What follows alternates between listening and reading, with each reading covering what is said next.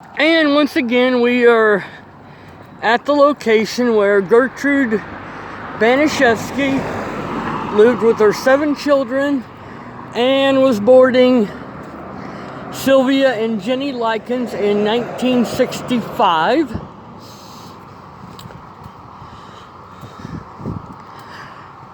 And honestly, the more I read this story, the more it seems like it was a shit storm going on.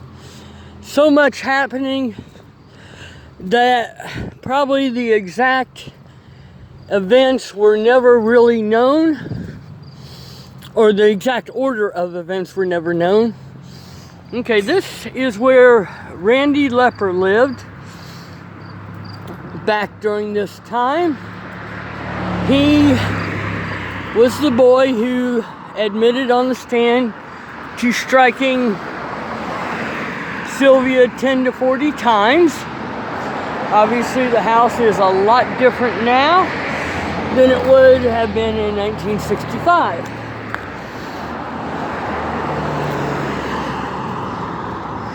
Now, the range of abuse Sylvia suffered is staggering. Getting my notes out here.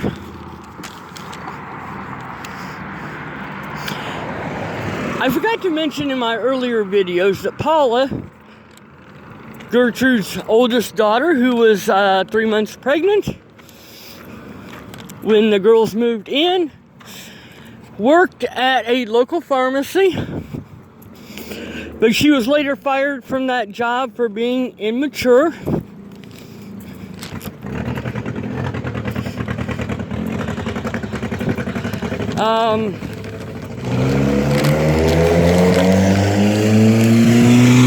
Yeah, the wind's catching my notes here, so hold on a second.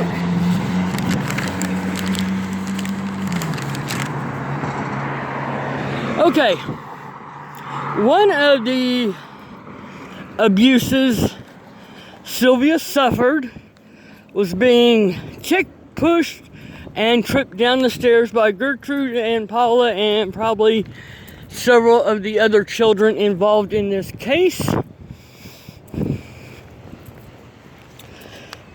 Often this was down into the basement where she would be held pretty much all of October.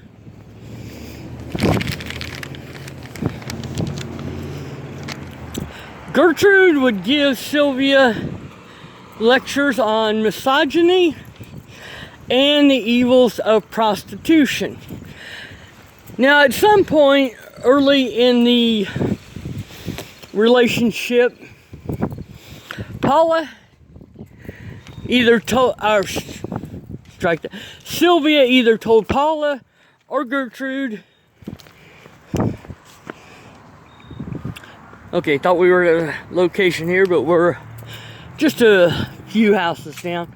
That she had had a boyfriend in California. One of the stories is that she had told, okay, 332 North Chester, this is where Judy Duke lived.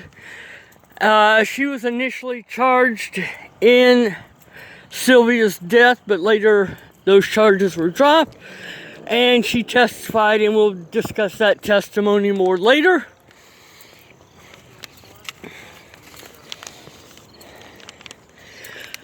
But yeah,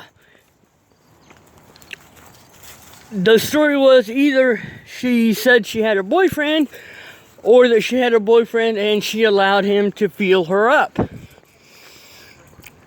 Which, of course, was fuel to the fire for Gertrude, because she was punishing Sylvia for Paula's sins.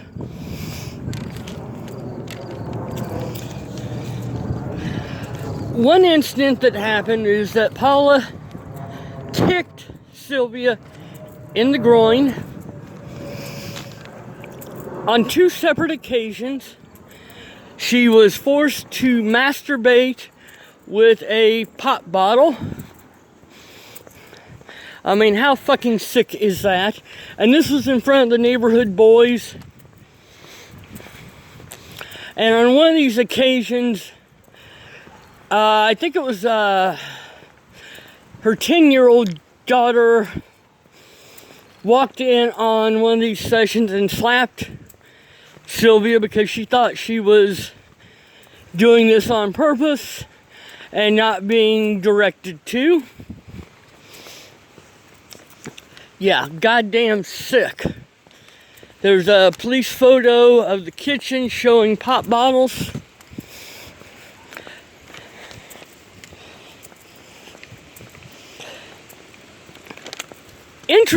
Interestingly enough, the autopsy, and this may have been to protect her family, said that although her vagina was swollen, her hymen was intact, showing she wasn't a prostitute or had had sex.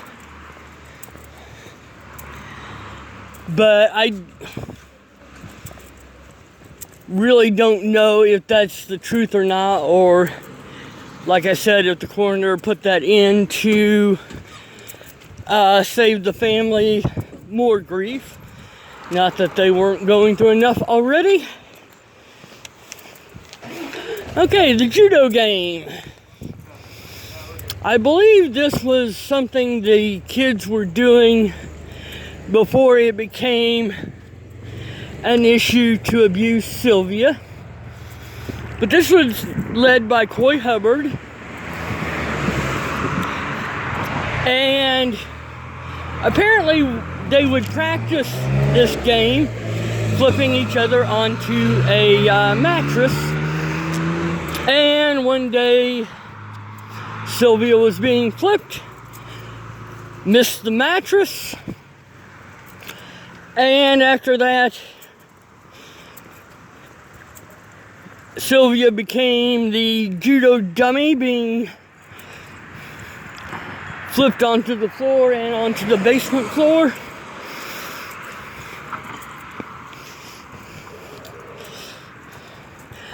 Another incident was Gertrude had accused Sylvia of stealing from her, and as her punishment, Gertrude took a Zippo lighter and burned Sylvia's fingertips. And I think you can imagine just how goddamn painful that was. Excuse me. Now, one reason Sylvia would be punished for would be for incontinence in bed. And I read one report, and this person obviously had no clue about anatomy, who thought this was due to her being hit in the kidneys. Kidney problems are not going to cause incontinence per se, because the kidneys process the urine and it goes down little tubes into the bladder. So it's a bladder problem that's going to cause the incontinence. And as she had been forced to masturbate with Coke bottles, had been kicked in the groin, and probably more than once, this would have been the cause of the incontinence. But of course, Gertrude attributed it to Sylvia being a bad girl.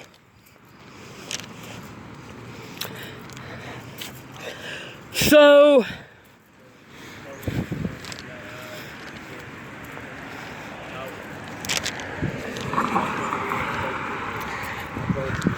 poor Sylvia was in a really tough spot. And in the next episode, we will be discussing efforts that could or should have been made to save her. And there were actually quite a few. And the fact that she wasn't saved is horrific. Okay, I want to cover just a little bit about the husband or the father of Dennis Lee Wright Jr. Gertrude, hooked up with him when he was 20 and she was 34. She had one miscarriage by him, and Dennis Lee Wright was the child that was born from their affair. And I think you can honestly say that one piece of this puzzle as to why this all happened was because teenage boys were competition for Gertrude. As stated previously, Richard Hobbs, who lived 2 houses down, was believed to have been her lover, or she was grooming him as such. Oh, I forgot one major important thing here.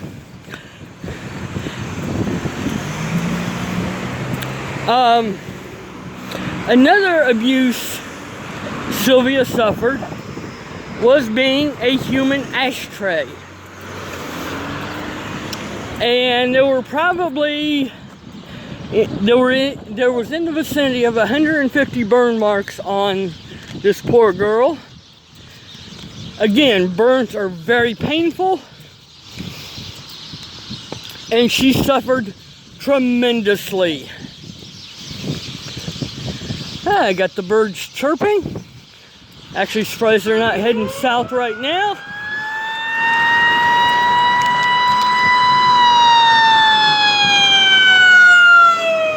Medic 27. Okay, let's see.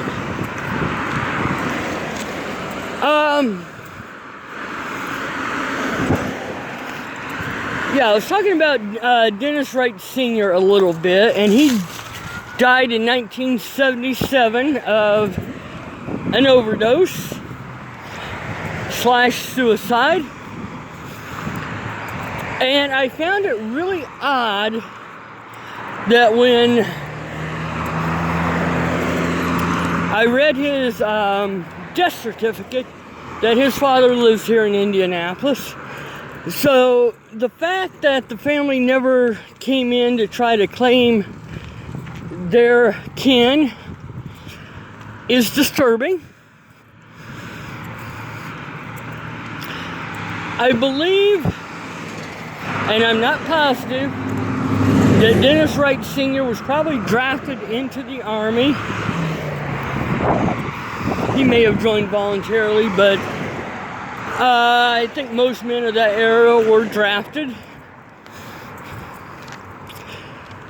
Now, I realize we didn't have DNA testing back in the day, and they weren't married, but I believe Gertrude had gone to court to get him to pay child support.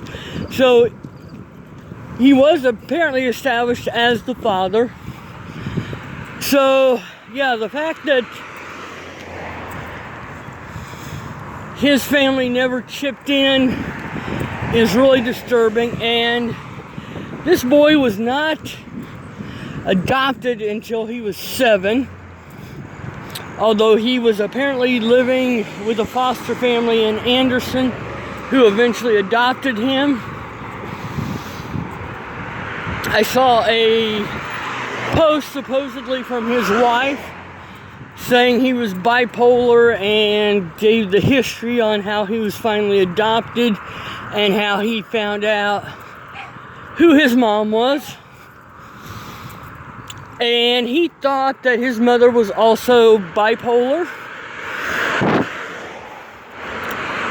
Very possible, although it's the drugs she was using may have obscured that. So, some of the abuse Paula suffered burns, being kicked, thrown, and pushed down the stairs,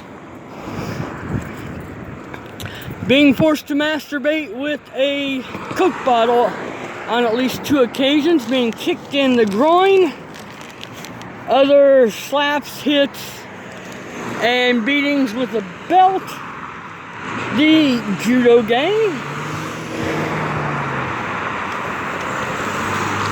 Yeah, this was a shitstorm of abuse. And in the next episode, we're going to discuss how Sylvia could have been saved. And there were numerous opportunities. Ironically, most of the criticism in this area is why didn't the girls ask for help? And we will discuss that also in the next video. I hope you have found this informative, and I thank you very much.